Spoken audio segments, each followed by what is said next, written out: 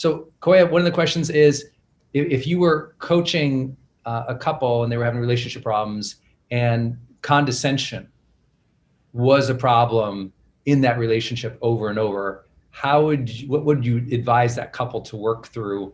So it sounds like there are probably one or two of them, honestly, from the wording here, it sounds like they're probably condescending each other during a conflict or through the day-to-day. How would you suggest they work through that? That is a great question. I'm going to be honest. I am a coach. I am not a therapist, and I highly suggest therapy. 100% couples therapy is something that I think is important because it's acknowledging, right? It's acknowledging both sides and acknowledging how each other feels. And there has to be practices set up to where both people get an opportunity to express, and both people get an opportunity to share how certain things make them feel. And a lot of times, and I can say this because I know I had to struggle with my father with this, he would say condescending things, but he didn't feel like they were condescending, but I felt like they were. And so I literally, sometimes you have to get a third person that person respects, to let them know, like, this is why this feels not so great to this person. And it comes to mutual respect, because the thing is, we all are different, right? So one thing I can say to Brendan, be like, this, I can say something to him, I might not be able to say that to Jenna.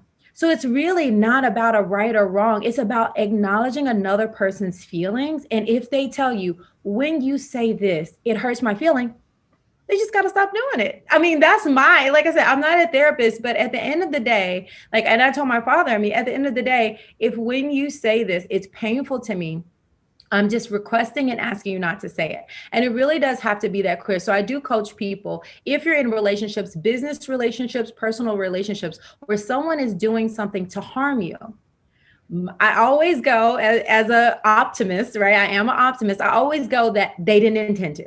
They didn't intend to. I'm never like, oh, they're trying to just hurt me. They're trying to put me down. And, I know some people, there are some toxic people out there, and there are some people who are in a bad place, and, they do some things that are harmful intentionally. But I mostly feel like a lot of times, especially in loving relationships, that people do harm, but it's unintentional. So first, remember that, so you have a level of compassion, but then be able to have that conversation like we talked about earlier, to say, this is how this makes me feel. Do you mind? And that's creating also a healthy boundaries, which we talk a lot about in the community, creating a healthy boundary to how you would like to be talked to, how you would like to be treated. You might like your door to be open, or you might like someone to say hi when they come in the room, and they might just go about their business, So it's really about communication. So I would say, number one, therapy. Number two, communication. And then number three, both sharing on both sides, not just one-sided. Like, how would you like to be talked to? How would you like to be talked to? Is there anything that I say that bothers you? And then going from there and having a loving conversation about what's needed in the relationship.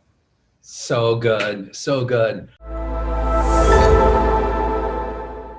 Okay, this is a really good question. So the question is coming up, when you're around super needy friends, and healthy boundaries are important, especially in friendships. So you have to know, and this goes with time, this goes with money, this goes across the board. And we talked about in another session. So definitely, if you didn't hear my session on healthy boundaries, please go back and listen to it and take notes there, because healthy boundaries in healthy friendships is very important. You never, ever, ever want to do something that is outside of your scope.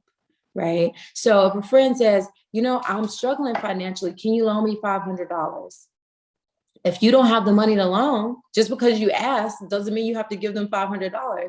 You can say, oh, wow, thank you so much for sharing that with me. Let's talk about this, and let's unpack this a little bit. What is your current situation? And you can ask more questions.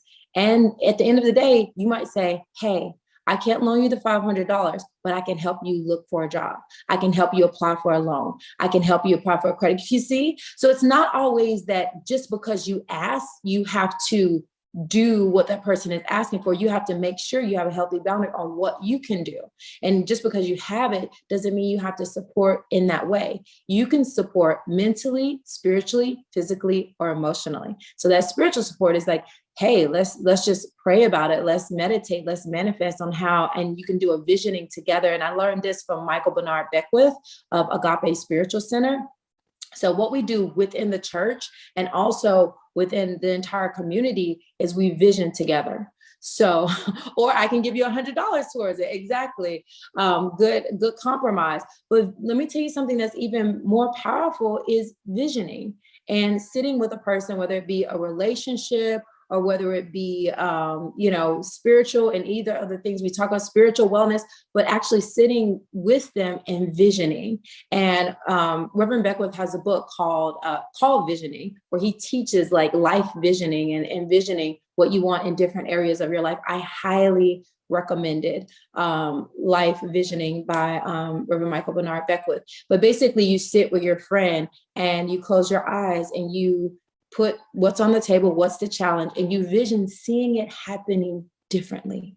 And you just sit there, breathe in meditation, and divine downloads come through. They just come through. And then afterwards you talk about it, like what came up for you, and they share and you share. And then together they decide finally, ultimately what they want to do with their life. So don't forget that it might be a spiritual help.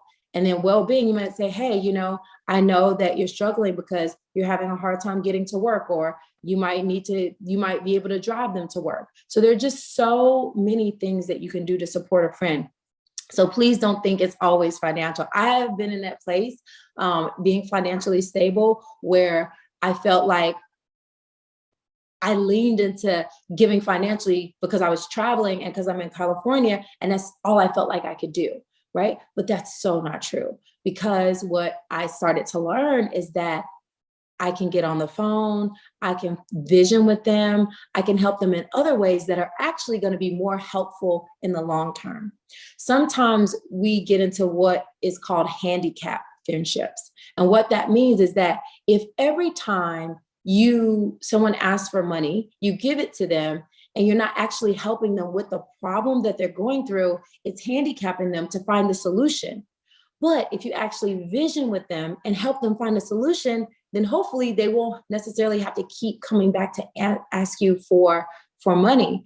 That solution might be a therapist or a doctor, or, because you don't know, sometimes sometimes you don't, but you don't know what they're using the money for. I think whenever you give money, you have the prerogative to ask, what is this money going to? How are you using it? Or you can pay, if it's a bill or something that they need, you can pay it yourself. But definitely make sure, if you feel like you're in a toxic relationship where you're giving and giving and you don't, and the person we are all needy by nature, so I always say we're needy by nature. So people are going to need your time, your efforts, and your support, but it is up to us to set those healthy boundaries in friendship, and know like where you stand and what you want to give and what you can. And that can be mentally, spiritually, physically, emotionally. It could be a phone call. It could be financial. It could just be spending time with them. But yeah, exactly. You don't have to just feed them the fish. You could teach them how to fish. I mean, I don't eat fish, but that's beside the point. This can be your day for personal growth. This can be that day you committed to and you remembered, you go, that was the day I got myself a community. I got better coaches. I committed to making my life the absolute best that I could. This is that day. Make today your growth day. Click the button on this page and sign up right now.